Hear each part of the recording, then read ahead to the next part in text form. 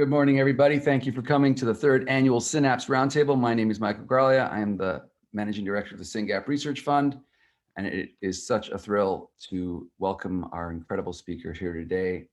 Dr. Ben Prosser from University of Pennsylvania. He is on the STXBP1 Foundation SAB, and he is also an STXBP1 dad. And so I will hand things over to Ben. All right. Thank you, Charlene. Thank you to Mike and Charlene for inviting me to talk today. I'm thrilled to follow Ellie as well, who sort of set up my talk nicely in terms of presenting the clinical presentation. And I'm going to talk about our work trying to develop antisense oligonucleotide based therapies for STXBP1 and Syngap1 disorders.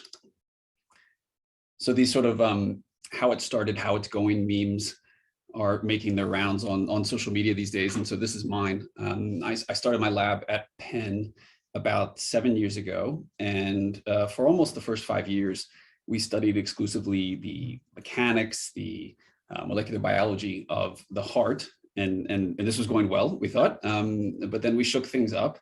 And these days, about half of my lab is studying the circuits of the brain and genetic therapies for neurodevelopmental disorders. This is very different than the heart, of course. It's not a great career move, I think, if you can avoid it. But I couldn't avoid it because in 2018, my amazing and beautiful daughter, Lucy, was born, and she started having seizures a few days later and was diagnosed with STXBP1 encephalopathy a few months after that. And so it was a tough first year for Lou. We couldn't get her seizures under control, but eventually we did. And now, as you can see here, Lou is a very happy kid, as long as you were paying full attention to her. But Lou is also 3 now, and she can't crawl or walk or talk. And that might not change unless we change a standard of care. And so we started working on her disorder in the lab.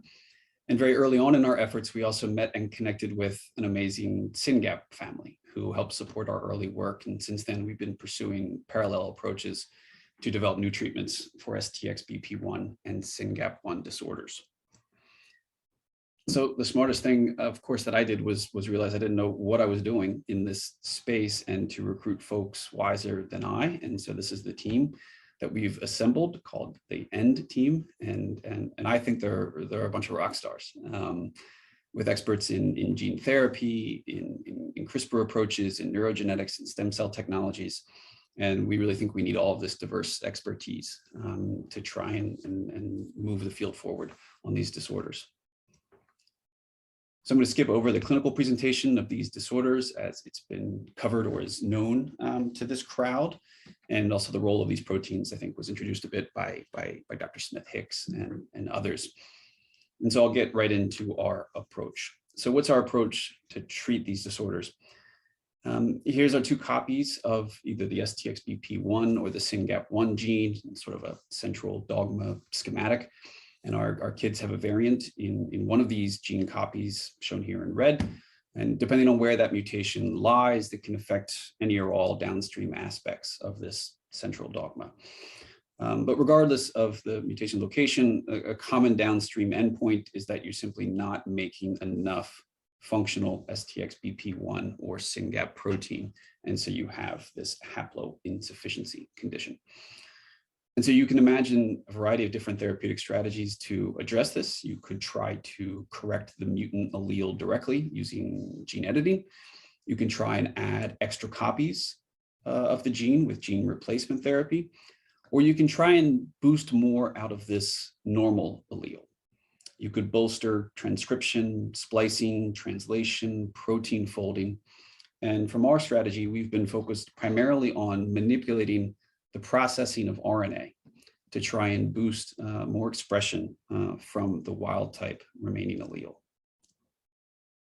And so there are a number of mechanisms that control how much productive RNA is made from a particular gene of interest. And so in general, our strategy is to look for imperfections in this process and then try to hijack or correct those mechanisms to increase the amount of productive mRNA. And so one strategy that we can employ is to try and target alternative splicing where the same pre-RNA can be spliced into multiple different mRNAs. And sometimes these alternatively spliced RNAs retain certain genomic elements that can target that RNA for degradation, such as a retained intron or a inclusion of a poison exon, which would trigger that RNA for degradation through nonsense mediated decay. So if you can redirect or increase the efficiency of this splicing, you can potentially shuttle more RNA into that productive pool and make more protein. The other element that we've been targeting are microRNAs. So microRNAs are small non-coding RNAs that can bind to an mRNA and target it for degradation or repress its translation. So if we can prevent this microRNA mediated degradation, we could also make more functional protein. So how do we tune RNA biology to our advantage? And this is where antisense oligonucleotides, or ASOs, come in. And these are small modified nucleic acids that can bind to a target sequence on RNA through complementary base pairing and manipulate its biology. And there are multiple ways that an ASO can regulate RNA. The first is to use a silencing ASO, or a gapmer. This is where ASOs with certain chemistries can bind to the mRNA and cause it to become degraded. And this is actually the classic way that ASOs were used, and it's useful in many disorders. Doesn't help us, of course. We're trying to get more expression. The second common goal of ASOs is to modulate splicing, and where you can place an ASO on a specific element, say a splicing enhancer or a splicing silencer, to redirect splicing. For example, to prevent inclusion of one of these poison exons. And these splice switching oligos, these have been used successfully or are being used successfully for the treatment of SMA. They're also looking promising for the treatment of Dravet syndrome. The third way we could use an ASO is to block other RNA binding proteins, such as microRNAs. So in this case, you would put a steric blocking ASO right where that microRNA wants to bind, and preventing that mirror from binding and repressing your target, protecting it from degradation. And so we're pursuing multiple of these sort of splice switching, steric blocking strategies for both STXBP1 and Syngap1. I'm just going to show you one example for each gene today. So this was actually our first fairly simple idea, where if a certain amount of STXBP1 mRNA is normally being degraded due to microRNA engagement, then if we can remove that break with an ASO, we'll have more productive mRNA and more protein expression. And there's really two key questions you have to answer to know whether this could work. One, are there actually any microRNAs in human brains that are normally actively silencing STXBP1? And if so, where are they binding STXBP1, which you need to know to design your ASO to sit there and block it. And so we think this general approach may be broadly applicable to treating other forms of neurodevelopmental disorders, as well as microRNAs silence many genes that are implicated in NDD. And so through transcriptome-wide mapping of microRNA binding sites, the Davidson lab found over about 3,000 genes in human cortex that are actively being silenced by microRNAs with high confidence. And I cross-referenced this list with the 155 best-known genes that cause neurodevelopmental disorders due to monogenic haploinsufficiency. And about half of those are likely under active silencing by MIR in human brains. And that includes both STXBP1 and Syngap1. And so that means for these 70 or so rare diseases, removing that microRNA break could potentially be a useful way to boost gene and protein expression when it's needed. Okay, so can it work? To make a long story short, we've honed in on a few different microRNAs that may silence STXBP1, and this includes this MIR218. And if we take a human neuronal cell line and we treat it with an inhibitor of this microRNA, we can remove that break, and we see an increase in the amount of STXBP1 protein in those cells, which is quantified here on the right. We can also use CRISPR to just cut out that microRNA 218 altogether. And again, we see a similar result with upregulation of STXBP1, also upregulation of SCN1A, which is the genetic basis for Dravet syndrome. This is another target of miR-218. So this is a potential opportunity, but this also highlights the problem of inhibiting the microRNA broadly or directly. MicroRNAs regulate hundreds of different target genes, and we don't want to upregulate hundreds of different target genes, which could have unforeseen consequences. We just want to increase STXBP1. So to do that, we need to put our ASO in the right place on STXBP1 to block that microRNA and get specific RNA upregulation.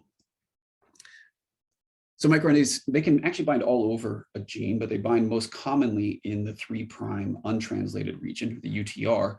And this is also where they tend to show their greatest repressive activity.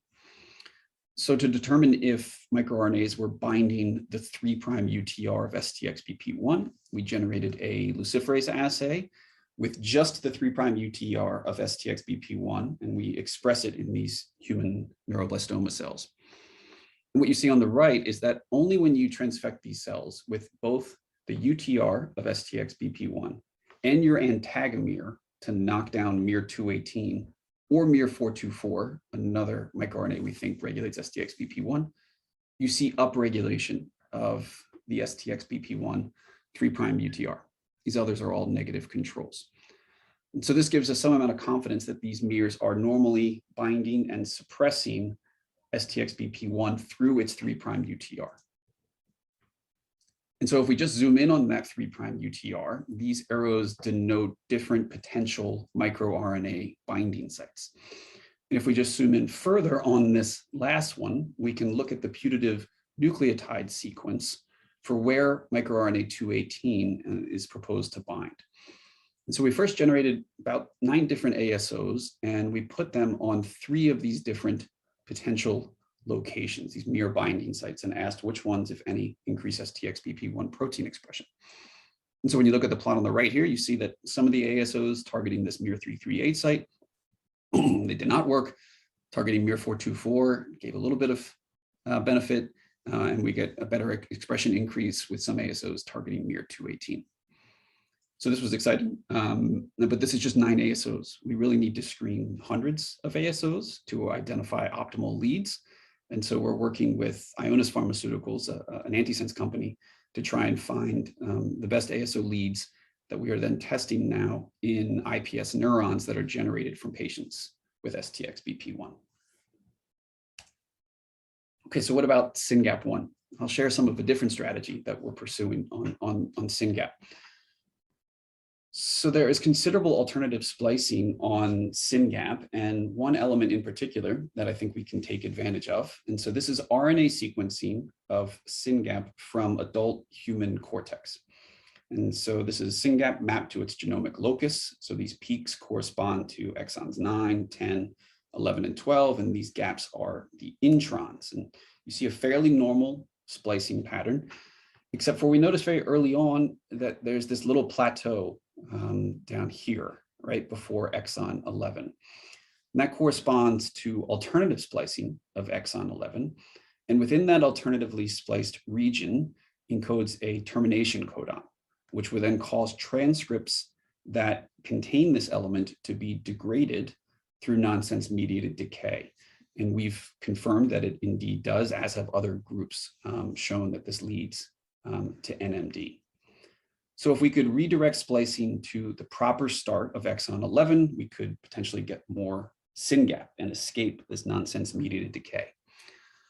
So we looked for splicing modulators that might be in that surrounding region. And we found that just upstream of that poison exon are a number of highly predicted binding sites for a particular splicing factor that's a well-known regulator of splicing in the brain called PTBP.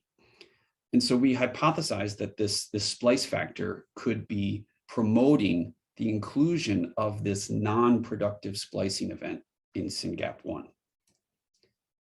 So to test that, we designed a PCR assay to look at that splicing event where we can detect bands at the top here that correspond to the improperly spliced transcript, and at the bottom that correspond to the properly spliced transcript. And if we knock down this splicing factor, PTBP, we see that we switch the ratio. This is data in hex cells and in Shushi cells. And we can indeed get more of this bottom productive band while reducing this top non-productive band. Now, importantly, corresponding to that correction of splicing, we get an increase in the amount of Syngap productive mRNA when we deplete this PTBP.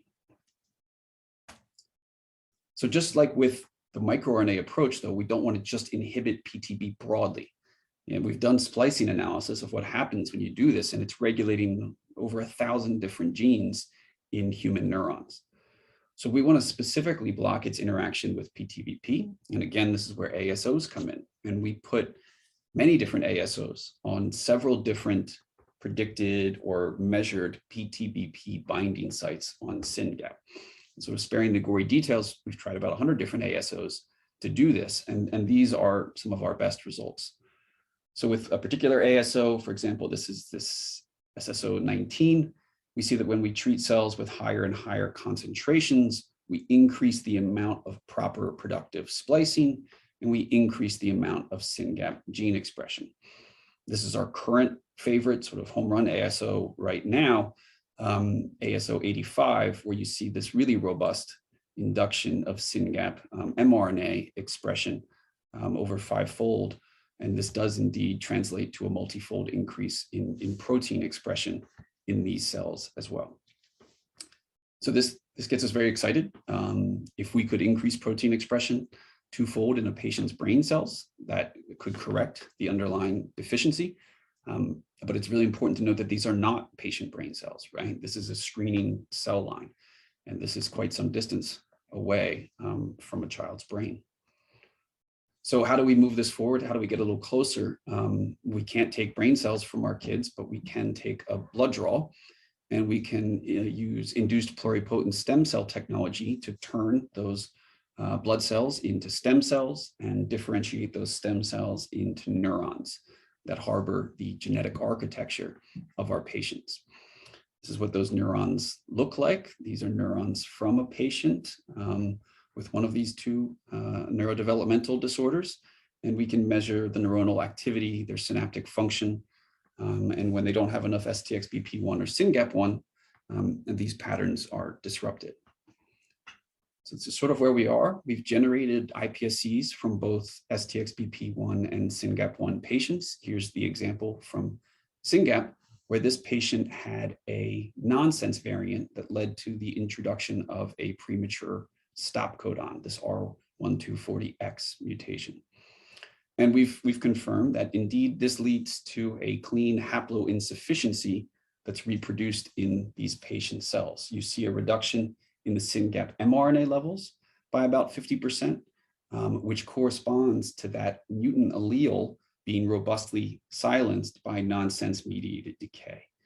And as you would expect, then you see this similar reduction in Syngap protein expression. And we can use CRISPR tools to actually correct that underlying mutation. And we see that that restores the levels of both the mRNA and protein, sort of confirming both the causative nature of that variant and giving us this nice isogenic pair of cells for testing. So this is where we are. We have another patient line also about ready for testing, and we're treating these with our different ASOs to try and find the one that restores the most amount of protein and the most amount of function in these neurons. And that's what we'll try and push forward into a first-in-human application. So quick thanks to all the amazing folks who did this work, and really all of these individuals contributed to the different aspects of the work I shared today. It's a very collaborative team. And that's Lucy thanking you for your attention as well, and to our funders who are listed down here below. I'm happy to take any questions if there are still some time.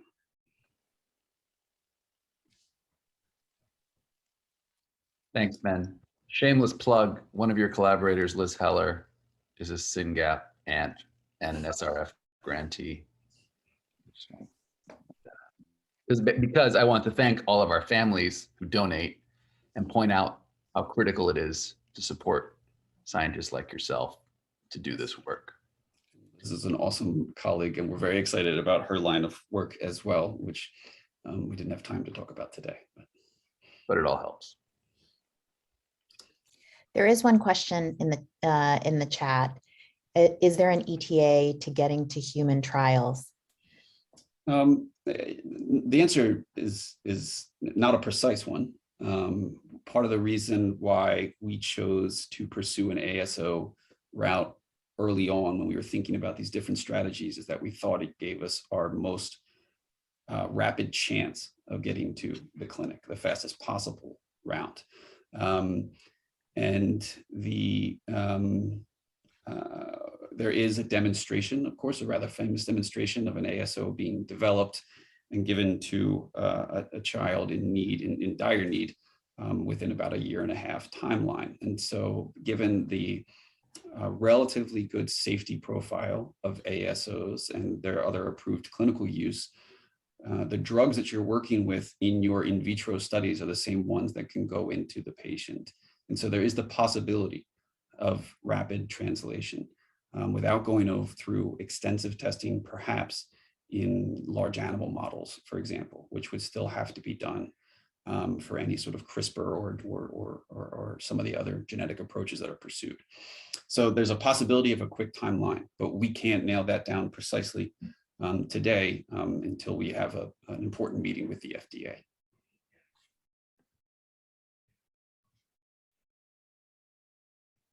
I see a separate question about who's funding Dr. Prosser's work. I'm not sure if that's something that I should answer. The NIH, and we have a sponsored research agreement with Ionis Pharmaceuticals, who are both supporting our work. I'll leave it at that. We've also benefited from philanthropic donations.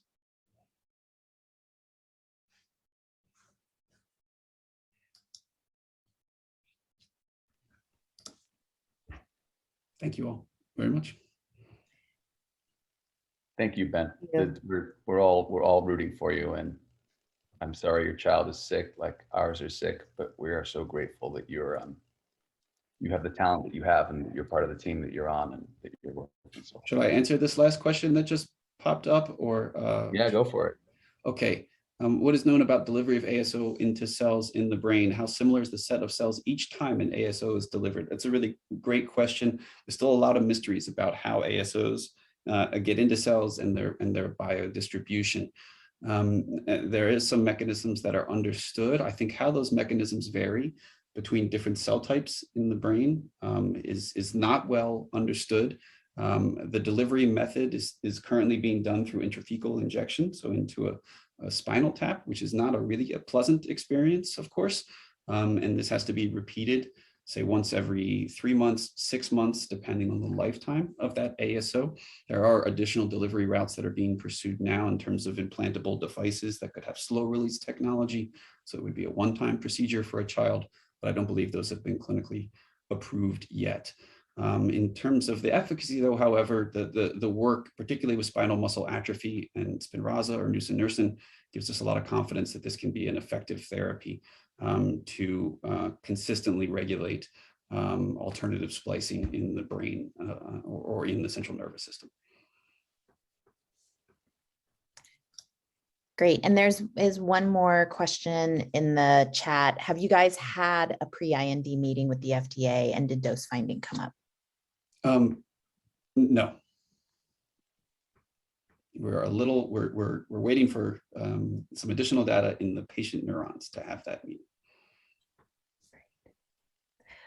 Well, thank you so much, Ben. It has been a wonderful roundtable. I'm truly appreciative of all of our researcher collaborators.